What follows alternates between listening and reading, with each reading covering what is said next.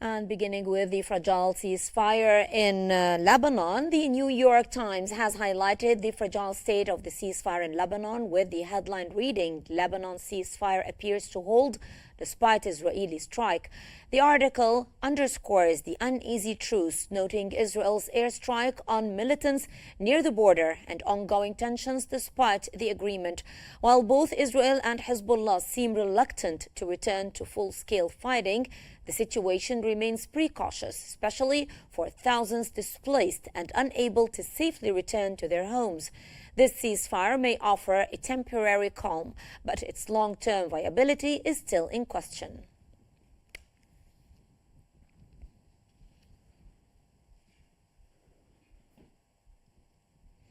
Joining us to explore these developments is Mr. Ahmed Moharem, writer and political researcher from Washington.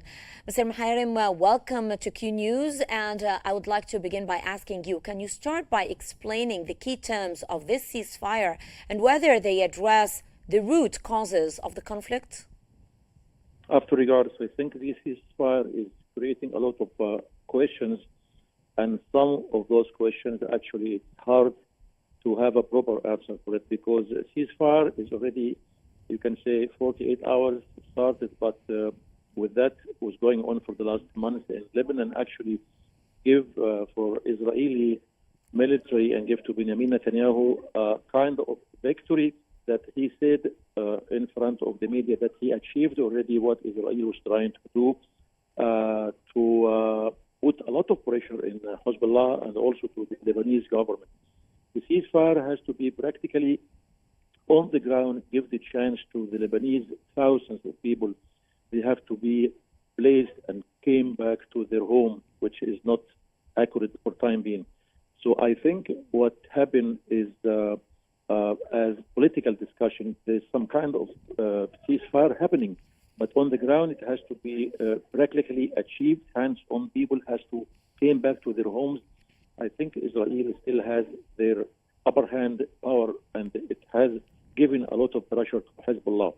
It is really critical, but we have to wait and find out a proper achievement, a proper solution, tangible, saying that the people are already in a peace fire situation. They can come back safely to their homes, which is not happening for time being. Mm-hmm. Hezbollah's withdrawal and Israel's pullback aim to create a buffer zone.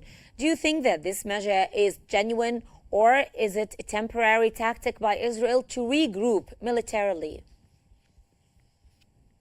I think as you give two options, the second one, what Israel is trying to do is to gain more time and to do more pressure for the Hezbollah personnel. And I think Netanyahu, what happened for more than 1 year in Gaza is forgotten now compared to what's happening in Lebanon. I think his main target is to put an end to what Hezbollah is doing and to give a proper decision for the Lebanese government, hoping that by 9th of January, a president of Lebanon has to be announced. I mean, it goes further to the side of Israeli actually more than the side of Hezbollah, but it could be a better position for the Lebanese government and the Lebanese defense force. With the UNIFIL, they can do something better for the future of Lebanon. Mm-hmm. But in recent days, the airstrikes by Israel have continued, even after the ceasefire came into effect. What does this say about Israel's commitment to peace?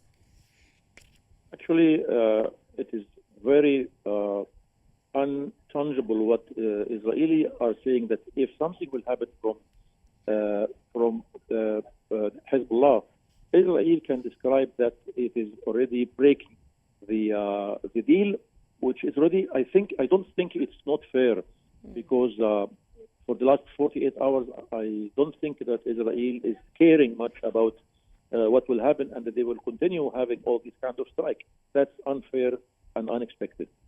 Mm-hmm. Well, given Hezbollah's resistance against Israeli aggression, how does this ceasefire influence Lebanon's internal dynamics and regional alliances? Hezbollah now is in a critical point because the Lebanese government are trying to accomplish what is happening between America and France. America and France are pushing to have a good deal that the Lebanese people can live in peace. Hezbollah have lost a lot of his capability on the area, and with that kind of deal, he received a lot of pressure. I don't think he will be able to do as much as he is supposed to do in the future. So it's again, it's on the hand of the Lebanese government. They can looking for the future in a better way. Does Israeli force, Israeli cabinet will make some kind of compromise or balance to respect the deal? I still doubt very much.